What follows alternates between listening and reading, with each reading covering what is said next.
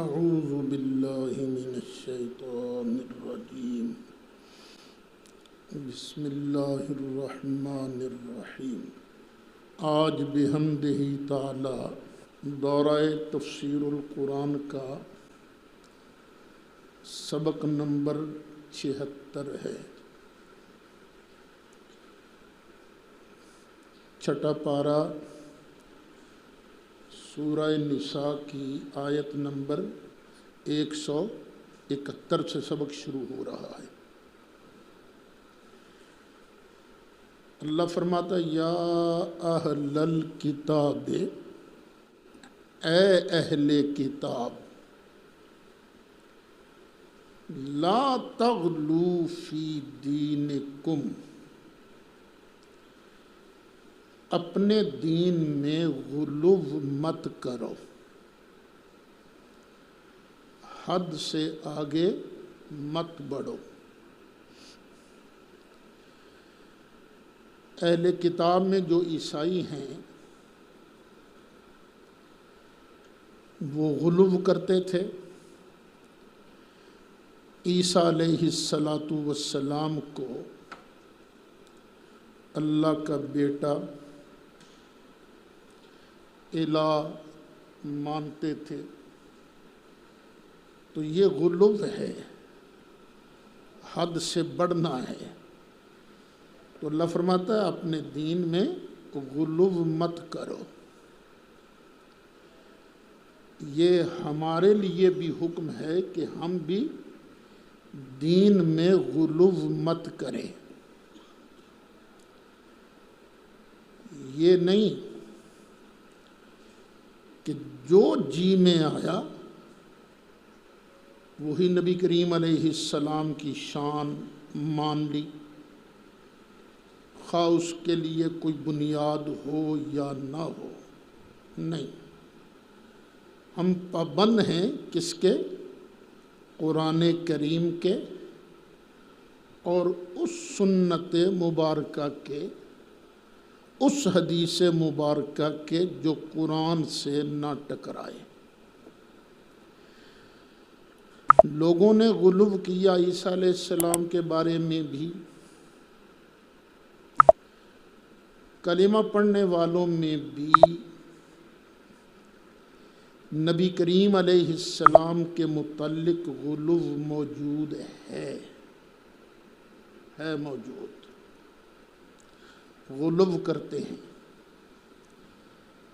خود ساختہ شان یہ نہیں ماننی، خدا ساختہ جو اللہ نے شان دی ہے وہ ماننے کے ہم پابند ہیں۔ توہین کرنا، سرکار کی شان میں کمی کرنا،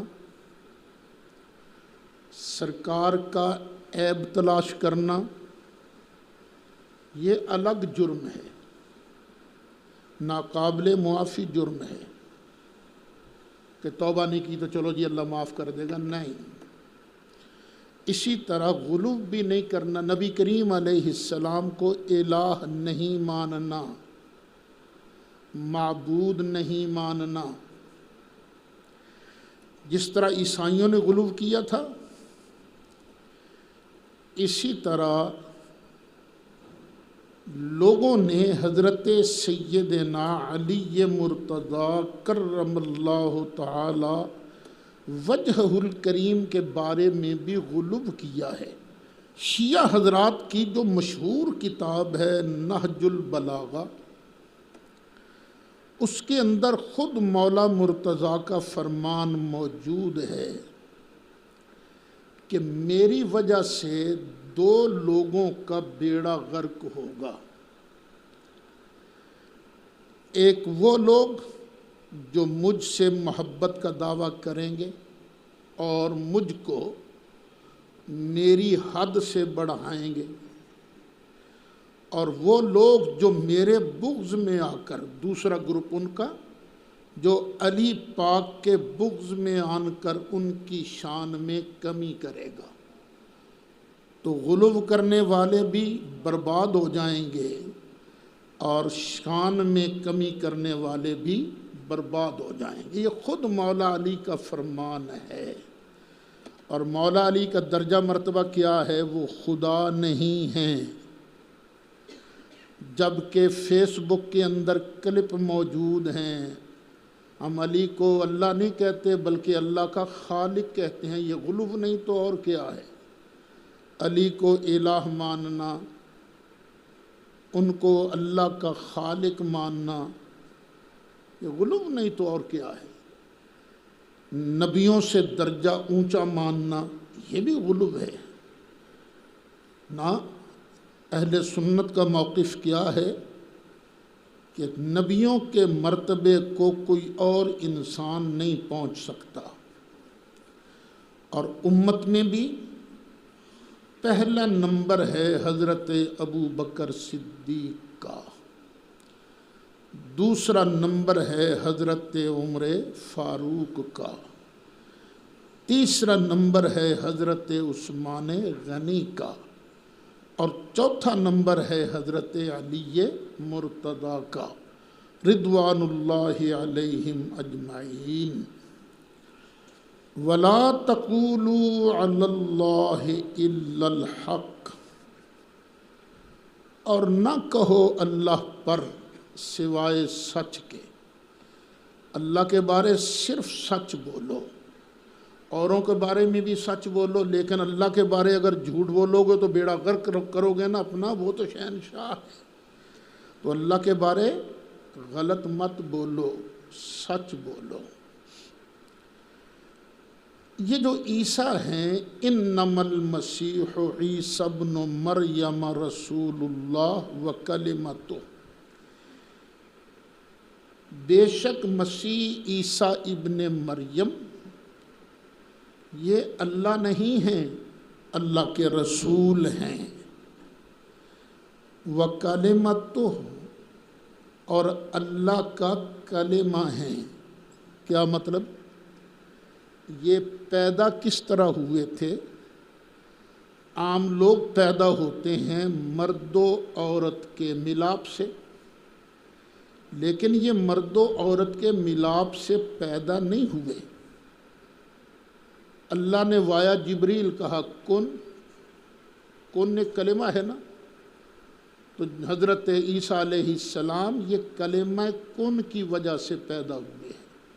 وَكَلِمَتُهُ أَلْقَاهَا إِلَى مریم، جو کہ اللہ نے ڈالا تھا مریم کی طرف، مریم کی طرف بھیجا تھا لفظ کن۔ وَرُوحٌ مِّنْهُ، اور عیسیٰ اللہ نہیں ہیں، اللہ کے بیٹے نہیں ہیں، اللہ کی طرف سے ایک روح ہیں، اللہ کی طرف سے ایک روح ہیں۔ جبریل علیہ السلام نے دور سے ہی کیا تھا، بس پھونک ماری تو پھونک کی وجہ سے عیسیٰ علیہ السلام کی روح اقدس حضرت سیدہ مریم کے بطن میں جلوہ گر ہو گئی۔ روح کا یہ معنی ہے۔ فآمنوا باللہ ورسلہ، تو ایمان لاؤ اللہ پر اور اس کے سب رسولوں پر۔ ولا تقولوا ثلاثہ، عیسائی کہا کرتے تھے خدا تین ہیں، خدا باپ، بیٹا، روح القدس، یہ تین مانتے تھے خدا۔ کون کون؟ باپ، بیٹا، روح القدس۔ اللہ فرماتا ہے تین نہ کہا کرو، نہ، وہ ایک ہی ہے۔ انتہو، اور رک جاؤ، باز آ جاؤ تین کہنے سے۔ خیر لکم، یہ تمہارے لیے بہتر ہوگا۔ تین نہیں کہنا، اللہ ایک ہی ہے۔ انما اللہ الہ واحد، بے شک اللہ واحد الہ ہے، بس ایک ہی الہ ہے، اور وہ کون ہے؟ اللہ۔ سبحانہ ان یکون لہ ولد، وہ اس بات سے پاک ہے کہ اس کا کوئی بچہ ہو۔ اللہ کا بیٹا نہیں، الہ ہوتا ہی وہ ہے لم یلد ولم یولد، صمد، لم یلد ولم یولد۔ اللہ پاک ہے کہ اس کا کوئی بچہ ہو۔ لہو ما فی السماوات و ما فی الارض، ہاں اس کی اولاد تو نہیں لیکن وہ مالک ہے، جو کچھ بھی آسمانوں میں ہے اور جو کچھ بھی زمین میں ہے سب کا مالک اللہ ہے، سب کا مالک اللہ ہے۔ وَكَفَى بِاللَّهِ وَكِيلًا، اور اللہ تعالیٰ کافی ہے کارساز، اللہ بہترین وکیل ہے، بہترین کام بنانے والا ہے، جس کا اللہ ہو جائے بس اس کا پھر بیڑا پار ہو گیا۔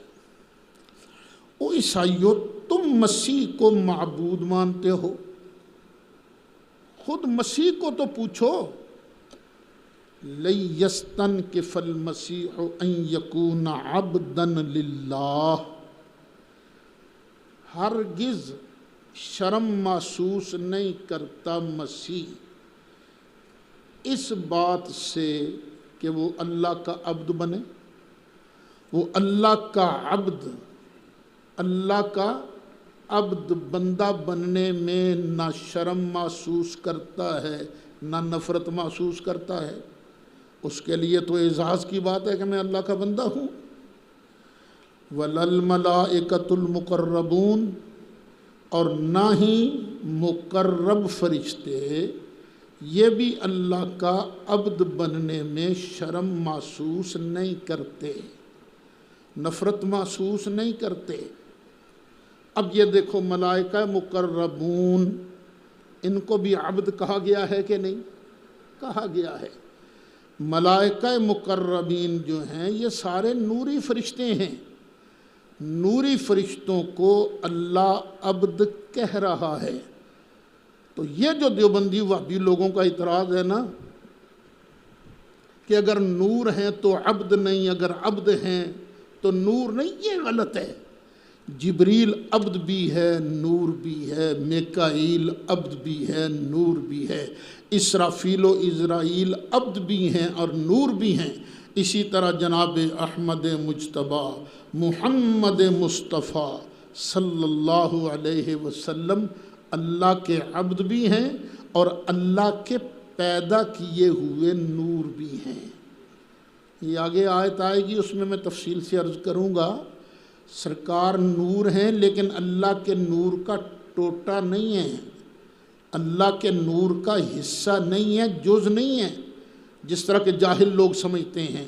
اللہ کے نور ہونے کا مطلب کیا ہے؟ اللہ کے پیدا کیے ہوئے نور ہیں۔ وَمَن يَسْتَنْكِفْ عَنْ عِبَادَتِهِ،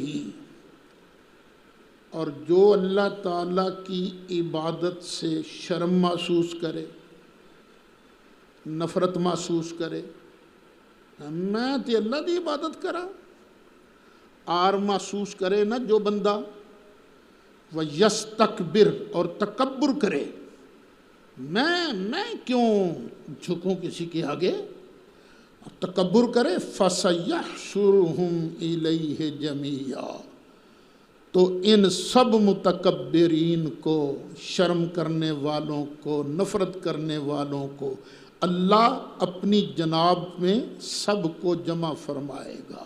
سب نے اللہ کی بارگاہ میں جمع ہونا ہے۔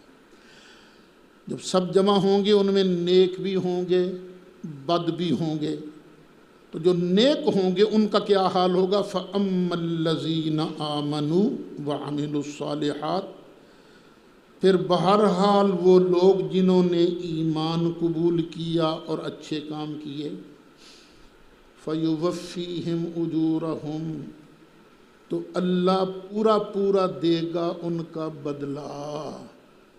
اور کون لوگ تھے یار جو سرکار کے دور میں ایمان لائے اور اچھے کام کیے؟ کچھ نہ کچھ تو ہے نا۔ تو خام خواہ لوگ بک بک شروع کر دیتے ہیں ابو بکر کافر ہے، خدا فرما رہا ہے جنہوں نے ایمان قبول کیا اور اچھے کام کیے اللہ پھر ان کو پورا پورا اجر عطا فرمائے گا ایک وَيَزِيدُهُم مِّن فَضْلِهِ اور اپنے فضل سے انہیں زیادہ عطا کرے گا۔ ایک تو ہے پورا پورا اجر، اجر کے علاوہ اللہ اپنے فضل سے ان کو اور بھی دے گا۔ اور کیا دے گا؟ جو دے گا وہ تو پتہ نہیں، ایک بات کا پتہ ہے، اللہ اپنے ان پیارے بندوں کو کہے گا چلو اب جس جس پر تمہارا جی آتا ہے نا اس کو پکڑو اور پکڑ کر اپنے ساتھ جنت میں لے جاؤ، شفاعت کرتے جاؤ۔ تو اللہ کے اذن سے اللہ اپنے ان نیک بندوں کو اپنے فضل سے اور دے گا، مرتبہ شفاعت نصیب فرمائے گا۔ اور وَأَمَّا الَّذِينَ اسْتَنكَفُوا پھر بہرحال وہ لوگ جنہوں نے نفرت کی تھی اللہ کی عبادت سے، جن کو شرم آتی تھی اللہ کی عبادت سے، وَاسْتَكْبَرُوا اور اکڑتے تھے اور تکبر کیا، فَيُعَذِّبُهُمْ عَذَابًا أَلِيمًا تو ان کو اللہ عذاب دے گا دردناک۔ وَلَا يَجِدُونَ لَهُم مِّن دُونِ اللَّهِ وَلِيًّا وَلَا نَصِيرًا اور وہ نہیں پائیں گے اپنے لیے اللہ کے مقابلہ میں کوئی ولی، نہ کوئی مددگار، نہ حمایتی، نہ کوئی مددگار، کوئی نہیں ہوگا۔ مددگار اور ولی کس کے ہوں گے؟ جن کا اللہ ہوگا، جن کا اللہ ہوگا۔ پھر اللہ اسباب بنائے گا ان کے لیے، چل پیارے محبوب تو اس کی شفاعت کر، چل تو اس کی شفاعت کر، چل تو اس کی شفاعت کر، باری لگے گی نا، چلو تم شفاعت کرو۔ ترمذی شریف کے اندر حدیث ہے، ایک آدھ دو لائنیں لگی ہوں گی نا وہ جنتیوں والی اور جہنمیوں والی، سند اس کی شاید کچھ کمزور ہے لیکن وہ یزیدہم من فضلہ اس کے مطابق ٹھیک مانی جا سکتی ہے۔ ایک بندہ جو جہنمیوں کی لائن میں ہوگا اس کی نگاہ ایک بابا جی پر پڑے گی، آ جائے گا بابا جی مجھے پہچانا؟ نہیں بیٹا میں نے نہیں پہچانا، بابا جی میں وہ ہوں، آپ ایک مرتبہ تشریف لائے تھے، آپ کے وضو کے لیے میں لوٹا پانی کا بھر کر لایا تھا، میں نے آپ کو خوش کیا تھا، آج میں پریشان ہوں، بابا جی میری شفاعت تو کیجیے۔ وہ بابا جی اللہ کی بارگاہ میں عرض کریں گے رب العالمین اس نے ایک مرتبہ دنیا میں مجھے خوش کیا تھا، مولا آج تو اس کو بخش دے، اسے بھی خوش کر دے، مجھے بھی خوش کر دے۔ تو بیٹو یہ جو اللہ کے نیک بندے ہیں نا ان کے ساتھ آج یاری لگاؤ، بدوں کے ساتھ یاری نہیں لگانی، زانیوں، شرابیوں، جواریوں کے ساتھ ان کو ہدایت کرنی ہے لیکن یاری نہیں لگانی۔ یاری کن کے ساتھ لگانی ہے؟ جو اللہ کے ہیں۔ آج ان سے یاری لگاؤ گے تو کل انشاءاللہ وہ یار بن کر تمہاری مدد کریں گے۔ آگے فرمایا یا ایھا الناس قد جاءکم برہان من ربکم، اے لوگو بے شک آ گئی ہے تمہارے پاس برہان تمہارے رب کی طرف سے۔ برہان کہتے ہیں روشن دلیل کو، تمہارے پاس تمہارے رب کی طرف سے ایک روشن دلیل آ گئی ہے۔ دلیل بھی بڑی چمکدار ہے۔ یہ دلیل کیا ہوتی ہے؟ دلیل معجزے کو بھی کہتے ہیں۔ ایک چمکدار معجزہ آیا ہے، چمکدار معجزہ تمہارے پاس آیا ہے۔ اللہ تعالیٰ نے جناب موسیٰ علیہ السلام کو فرمایا یہ اپنا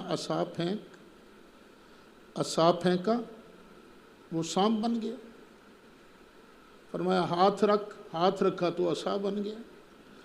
فرمایا پھر یوں کر، اپنا ہاتھ اپنے یہاں دے، باہر نکالا تو جیسے ٹیوب لائٹ چمک رہی ہے نا، اس طرح چمک رہا، تو ید بیضا، یہ دو چیزیں دے کر فرمایا فضان کا برہانان من ربک، پیارے موسیٰ یہ تیرے رب کی طرف سے دو برہان ہیں، دو معجزے ہیں۔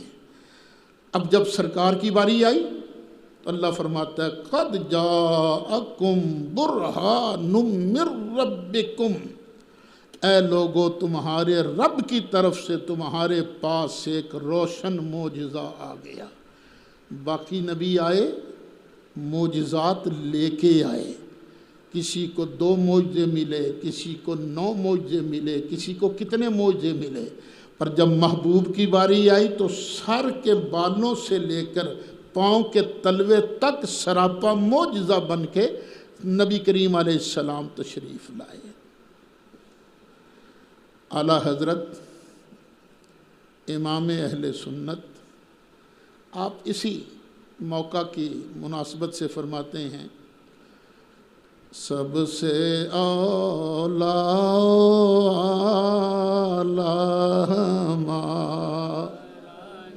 بھی سب سے بالا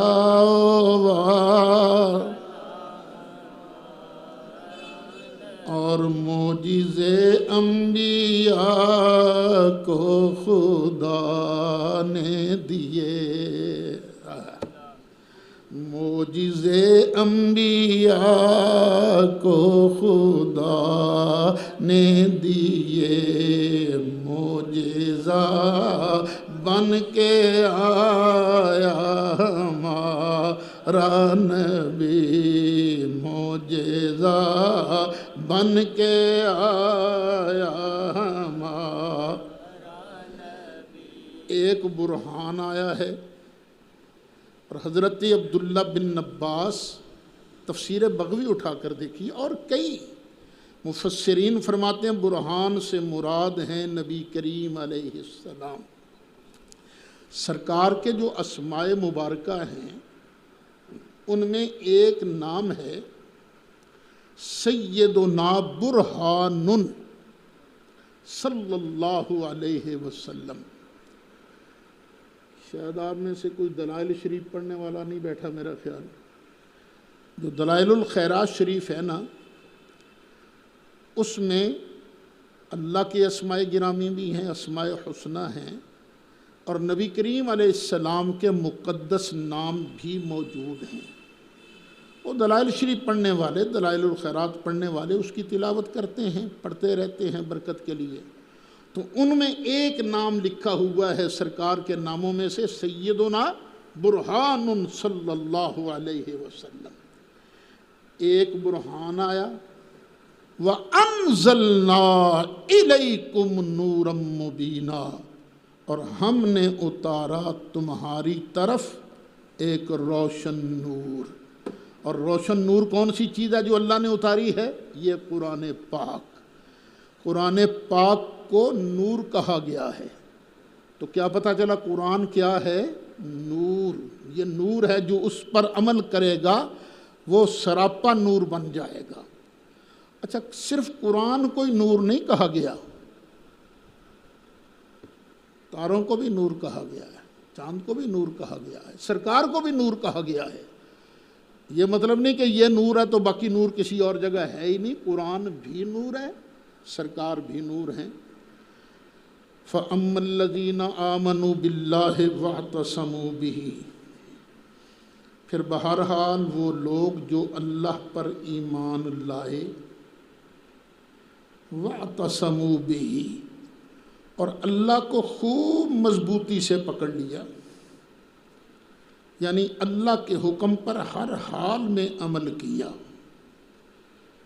فَسَيُدْخِلُهُمْ فِي رَحْمَةٍ مِّنْهُ، تو پھر اللہ ان کو داخل کرے گا اپنی طرف سے رحمت میں، وفضل، اور اپنے فضل میں، اللہ ان کو رحمت اور فضل میں داخل کرے گا۔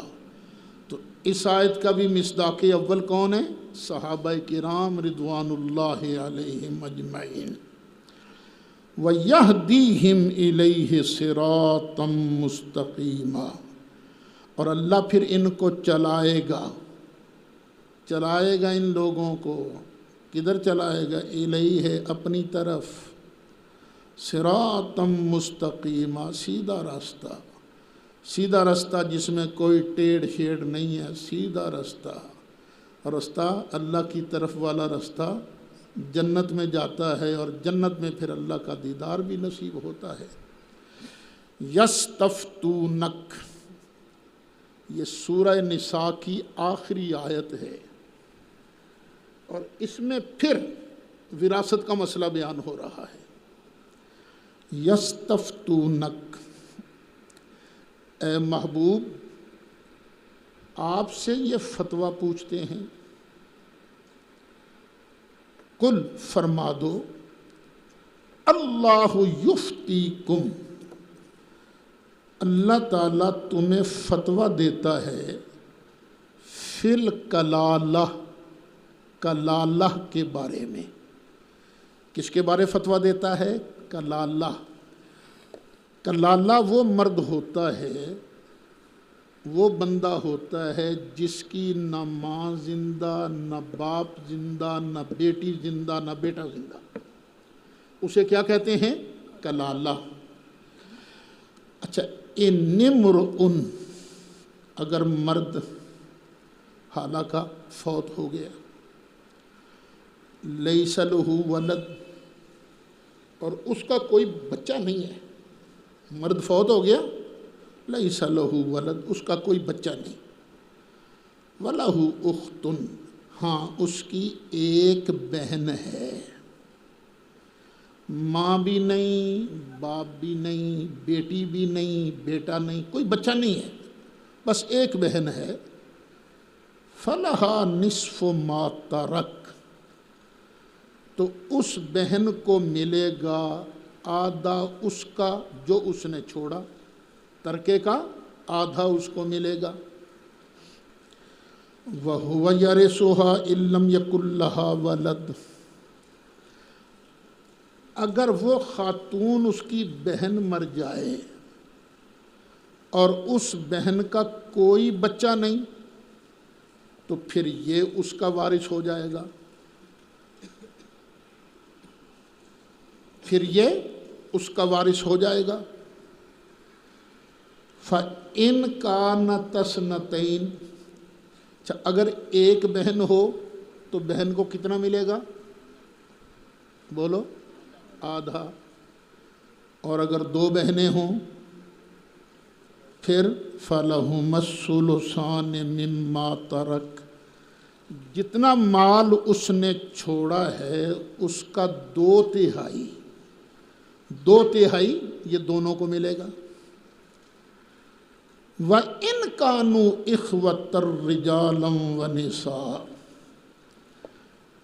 ماں بھی نہیں، باپ بھی نہیں، بیٹا بھی نہیں، بیٹی بھی نہیں، نہ بچی نہ بچہ، نہ ماں نہ باپ، لیکن بہن بھائی ہیں، مرد بھی ہیں، عورتیں بھی ہیں، تو پھر فَلِلذَّكَرِ مِثْلُ حَظِّ الْأُنثَيَيْنِ، تو مرد کو ملے گا دو عورتوں کے حصے جتنا۔ یبین اللہ لکم، اللہ تعالیٰ بیان فرماتا ہے تمہارے لیے، ان تضلوا،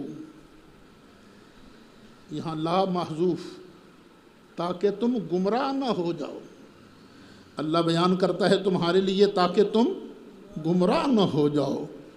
واللہ بکل شیء علیم، اور اللہ تعالیٰ ہر چیز کو جاننے والا ہے۔ شکر ہے مالک کا، اس نے توفیق عطا فرمائی، سورہ نساء مکمل ہو گئی۔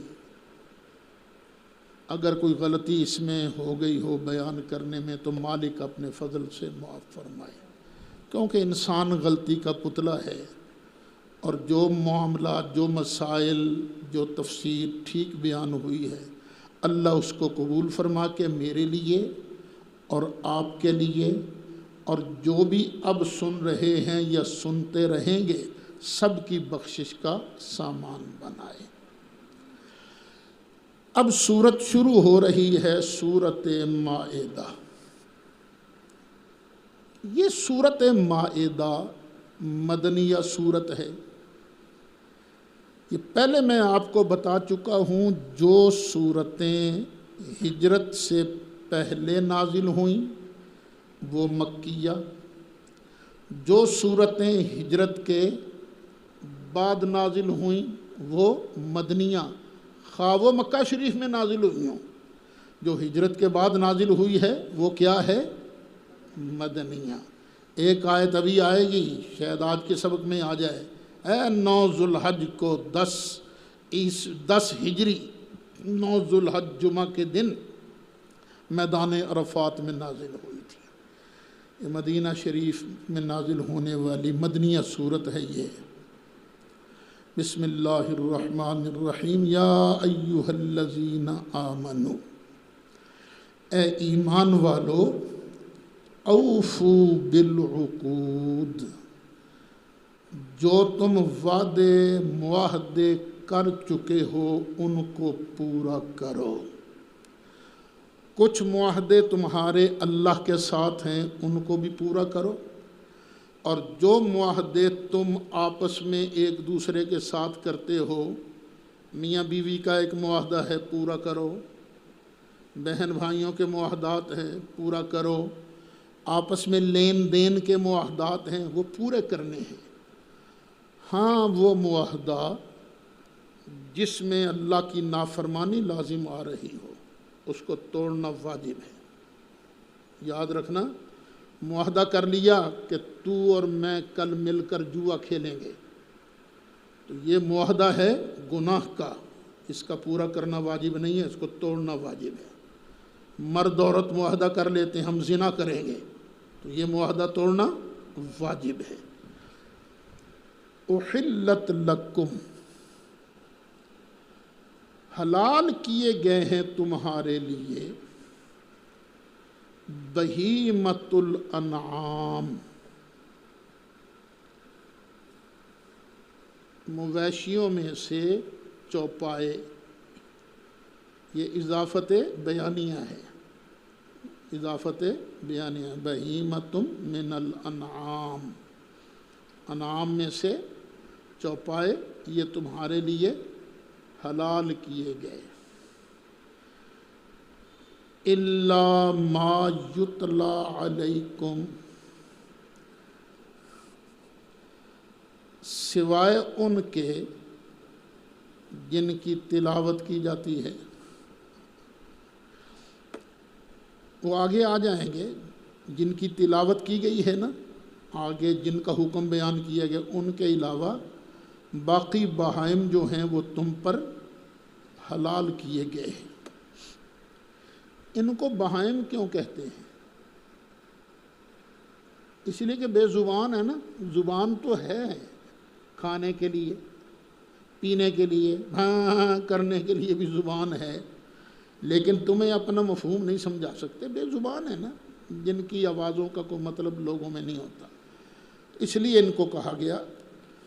پھر ایک شرط اور بھی ہے، غیر محل الصید وانتم حرم، جب تم حالت احرام میں ہوو اس وقت شکار کو حلال نہیں سمجھنا۔ غیر محل صید، نہ حلال سمجھنے والے بنو شکار کو، وَأَنْتُمْ حُرُمْ، اور تم حالت احرام میں ہو۔ اللہ کرے ہم احرام باندھیں، احرام باندھ کے لبیک لبیک کی صدائیں لگاتے ہوئے اللہ کے گھر کی طرف جا رہے ہوں، میں بھی جا رہا ہوں، آپ بھی جا رہے ہو۔ ان اللہ یحکم ما یرید، بے شک اللہ تعالی حکم فرماتا ہے جو چاہتا ہے، اس کی مرضی، اس نے جس کو حلال کر دیا حلال کر دیا، جس کو حرام کر دیا حرام کر دیا۔ پہلے لوگ تو اپنی مرضیاں کرتے تھے، یہ حرام ہے یہ حلال ہے، فرمایا نہیں، مرضی اسی کی چلے گی جس نے پیدا کیا ہے۔ یا ایھا الذین آمنو، اے ایمان والو، لا تحلوا، مت بے حرمتی کرو۔ لا تحلوا کا معنی کیا ہے؟ حلال نہ سمجھو، یعنی ان کی بے عزتی مت کرو۔ کن کی؟ شعائر اللہ، جو اللہ کی نشانیاں ہیں۔ شاعر جمع ہے شعیرہ کی، جو اللہ کی نشانیاں ہیں، وہ چیز جو دلالت کرتی ہے اس کے ہونے پر کہ اس کا اس کے ساتھ تعلق ہے۔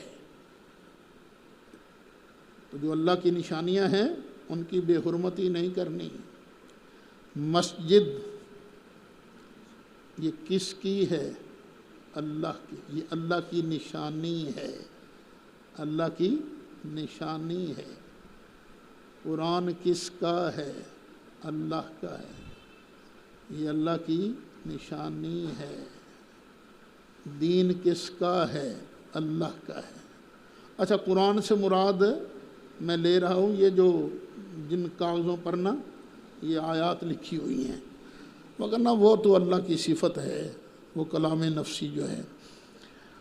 اچھا، یہ جو اولیاء اللہ کے مزارات ہیں، یہ مزار کن کے ہیں؟ جن کا تعلق اس سے ہے، تو یہ بھی اللہ کی نشانیاں ہیں۔ یہ جو اہل علم ہیں، علماء ہیں، یہ علماء کا تعلق کس سے ہے؟ اس کے دین سے۔ تو خبردار، تو ہم نے ان کی بے حرمتی نہیں کرنی، بے حرمتی نہیں کرنی۔ تو جہاں بھی کوئی علم والا نظر آئے اس کا احترام کرو، اس کا حیا کرو۔ خبردار، سیاسی باتوں میں آ کر کسی عالم دین کی توہین نہ ہونے پائے۔ کیوں؟ یہ علماء جو ہیں، چھوٹی موٹی غلطیاں ہر کسی میں ہوتی ہیں۔ یہ جو علماء ہیں یہ اللہ کی نشانی، بالکل ہی پلیت نہ بن جائے، شرارت اس کے من میں رچ جائے، ان کی بات نہیں کرتا۔ باقی جو اہل علم ہیں، جو اللہ کا دین پہنچاتے ہیں درد کے ساتھ، تو غلطی ملتی ہو جاتی ہے، تو ان کی بے حرمتی نہ کرو۔ ایک وَلَلشَّهْرَ الْحَرَامِ، اور نہ ہی حرمت والے مہینے کی بے ادبی کرو۔ حرمت والے مہینے کون سے ہیں؟ 4، 3 متواتر ہیں، ایک الگ ہے۔ الگ جو ہے وہ ہے رجب، رجب بھی حرمت والا مہینہ ہے۔ پھر ذوالقعدہ، ذوالحج، محرم، 3 مہینے مسلسل ہیں اور ایک مہینہ الگ ہے۔ نہ تم نے ان کی بے حرمتی نہیں کرنی، ان مہینوں میں جنگ بھی نہیں کرنی، ان کا ادب کرنا ہے، احترام کرنا ہے۔ وَلَلْهَدْيَ، اور جو ہدی ہے اس کی بھی بے حرمتی نہیں کرنی۔ ہدی وہ جانور ہے جس کو قربانی کے لیے کعبہ شریف کی طرف لے جایا جا رہا ہے، حرم کی طرف، ان کی بے ادبی نہیں کرنی۔ وَلَلْقَلَائِدِ، یہ بھی ہم معنی ہے۔ اور نہ ہی وہ جانور جس کے گلے میں خاص قسم کا پٹکا ڈالا گیا ہے تاکہ یہ نشانی بنے کہ یہ جانور قربانی کا جانور ہے، حرم میں پہنچ کر اس کو قربان کیا جائے گا۔ تم نے ان کی بے حرمتی نہیں کرنی۔ جانوروں کو تو کہہ لیتے ہو نا تم، اور دور دور پھٹے منہ،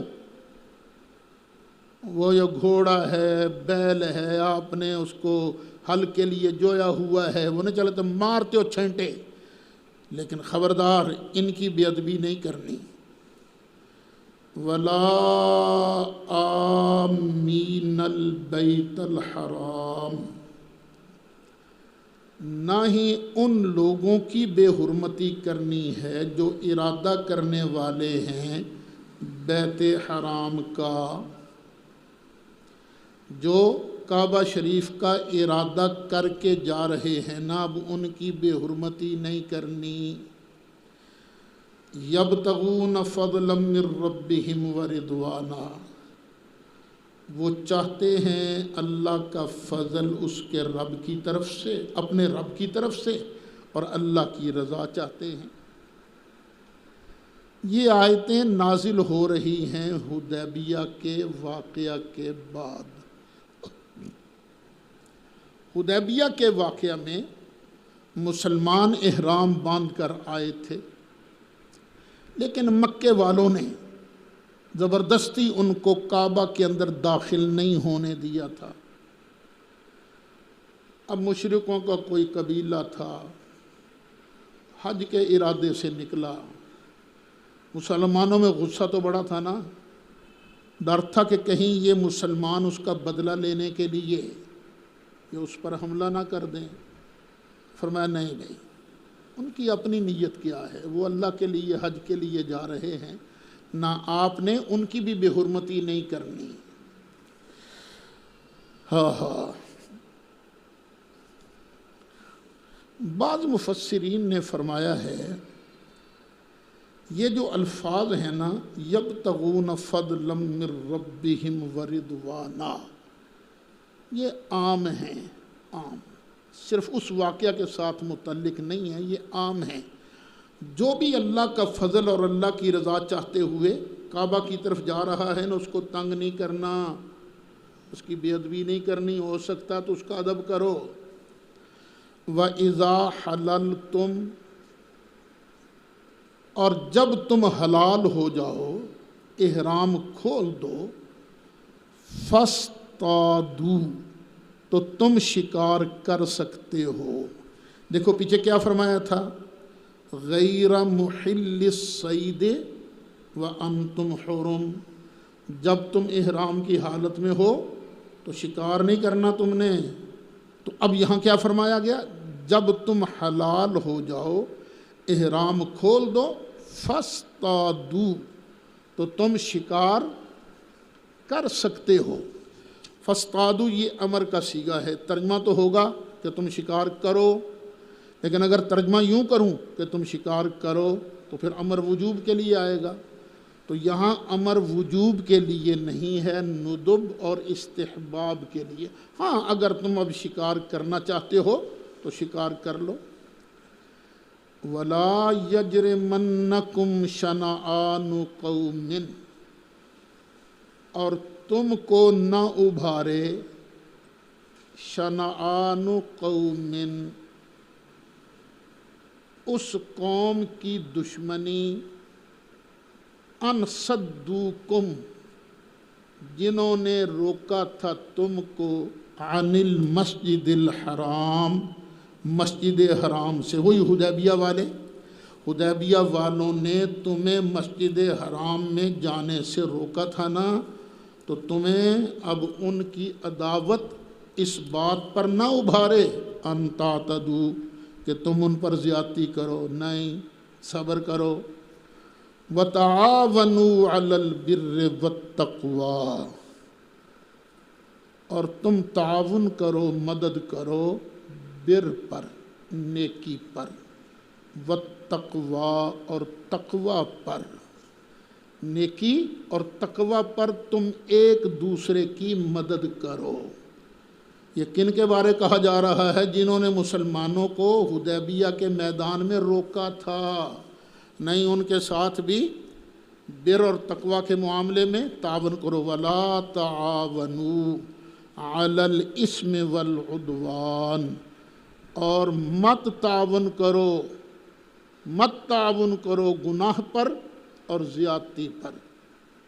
اب یہاں سے یہ مسئلہ معلوم ہوا کہ ہمارے ہاں یہ جو تشدد کی لہر ہے نا، بس ویخ دی وڈ دیو، نہیں ملنا نہیں انہاں کول بہنا نہیں، یہ سب قرآنی تصورات کے خلاف ہیں۔ نہ قرآن کہتا ہے اپنے اخلاق کے ذریعے، اپنے کردار کے ذریعے تم لوگوں کو اسلام کی طرف مائل کرو۔ جب انہوں نے یہ دیکھا کہ ہم نے تو ان پر ظلم کیا تھا اور جواب میں یہ ہمارے ساتھ اچھا سلوک کر رہے ہیں، پھر ظاہر ہے دلوں کی کایا پلٹنی تھی، سارے کے سارے مسلمان ہو گئے۔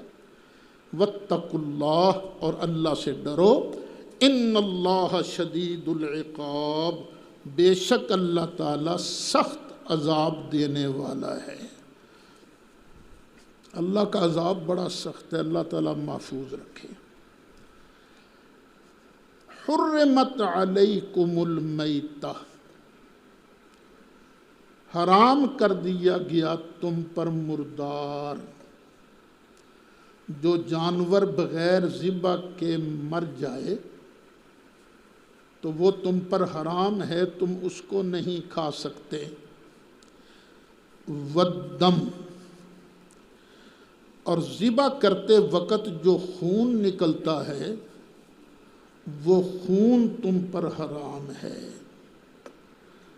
ولحم الخنزیر، اور خنزیر کا گوشت تم پر حرام ہے، سور کا گوشت تم پر حرام ہے۔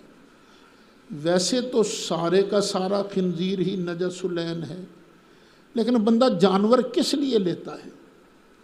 آپ مرغی لینے بازار جا گئے، آپ بکرا لینے بازار گئے تو کیوں گئے؟ اس کا گوشت لینے کے لیے۔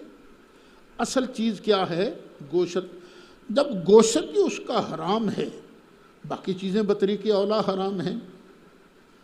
وما، اور وہ چیز اوہلا، جس پر نام پکارا گیا ہو، لغیر اللہ، اللہ کے علاوہ کسی اور کا، وہ جانور جس پر ذبح کے وقت کسی اور کا، اللہ کے علاوہ کسی اور کا نام لیا گیا ہو، وہ جانور بھی تم پر حرام ہے۔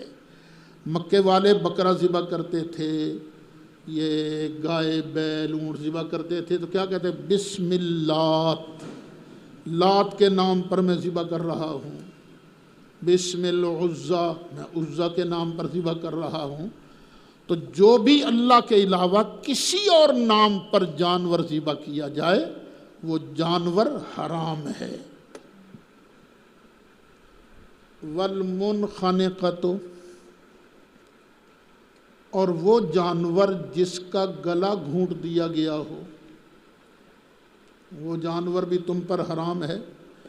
کسی نے ایسے پکڑا اس کے گلے کو اور زور سے دبایا، اتنا دبایا کہ وہ مر گیا، اس کا گلا گھونٹا گیا ہے نا، تو وہ تم پر حرام ہے۔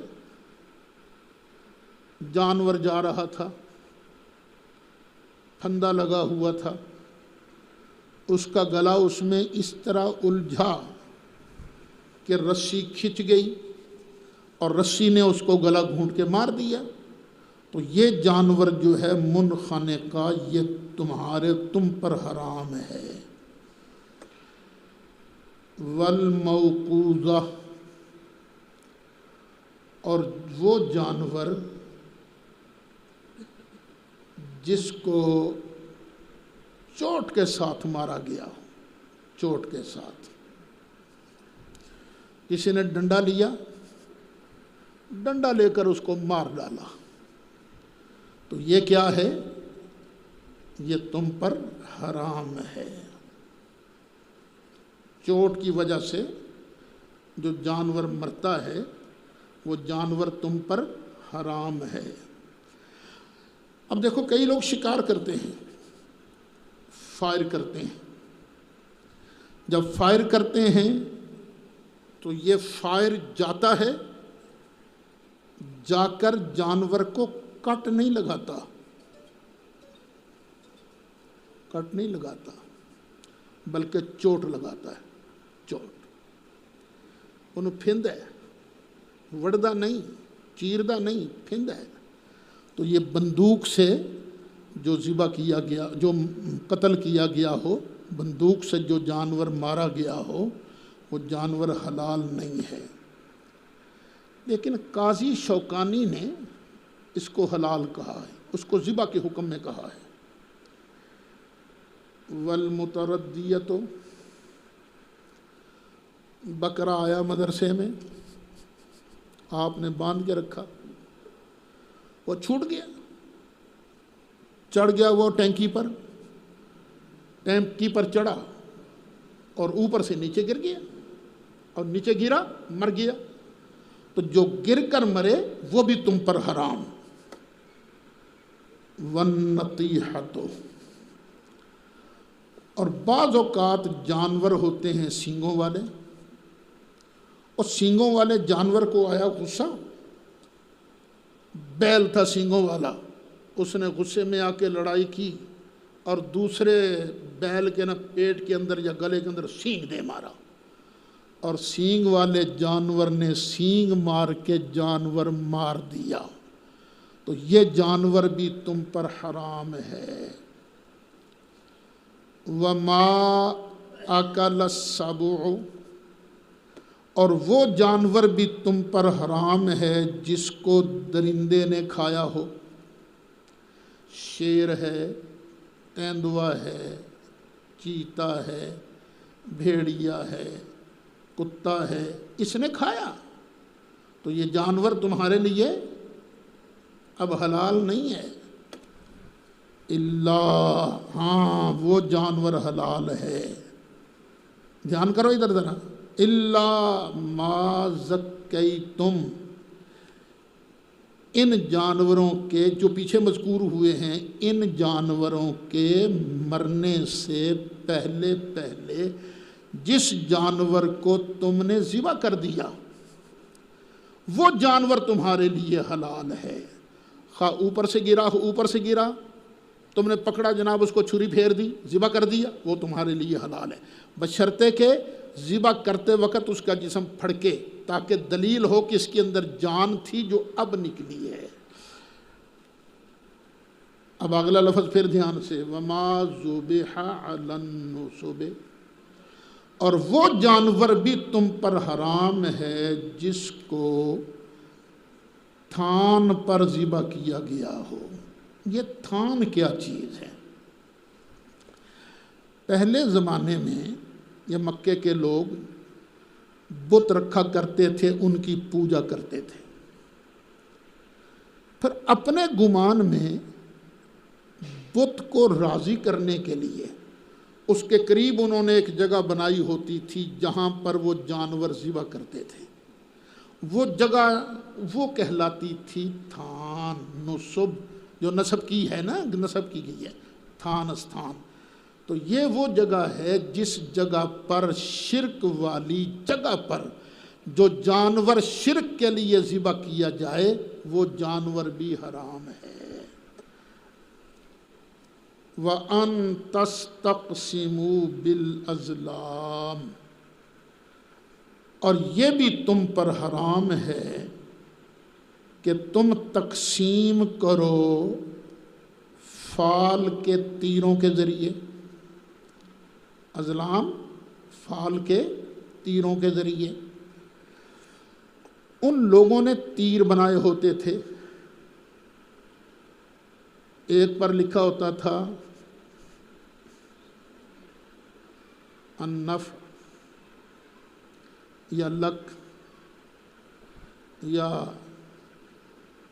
آمرکم، میں تمہیں حکم دیتا ہوں، یا افعل کر، مختلف قسم کے الفاظ لکھے ہوتے تھے۔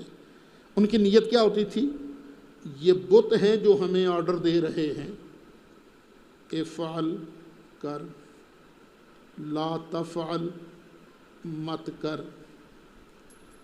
لکن نصف تیرے لیے آدھا ہے، لکر ربع تمہارے لیے 1/4 ہے، لکر ثلث تمہارے لیے اتنا ہے۔ کئی تیر خالی ہوتے تھے، وہ ڈال کر نا کسی بورے کے اندر، تو وہ جو ان کا ہوتا تھا نا مجاور، اس کو کہتے تھے ذرا یہ تیر تو نکال دو، وہ تیر نکالتے تھے، پھر جتنا حصہ کسی کے آتا تھا وہ اس کے مطابق عمل کرتا تھا۔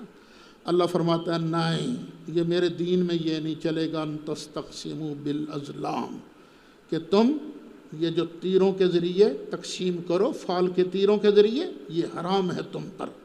کیوں حرام ہے؟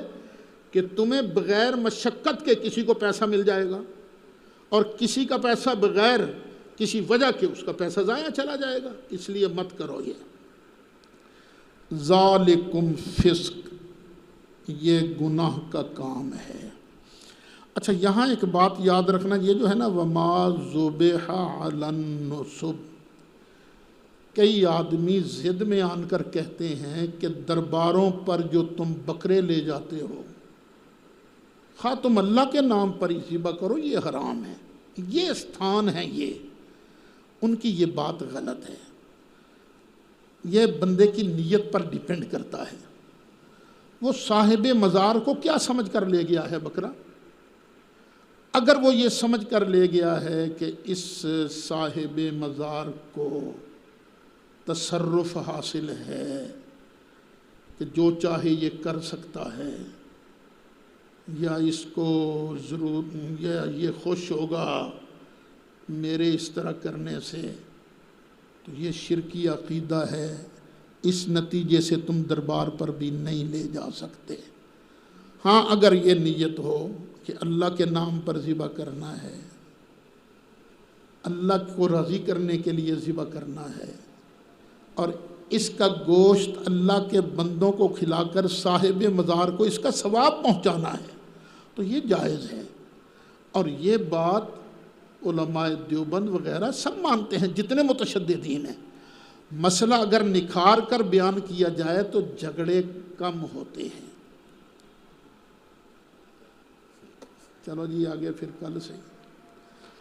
مولا صلی وسلم دائما ابدا علی حبیبک خیر الخلق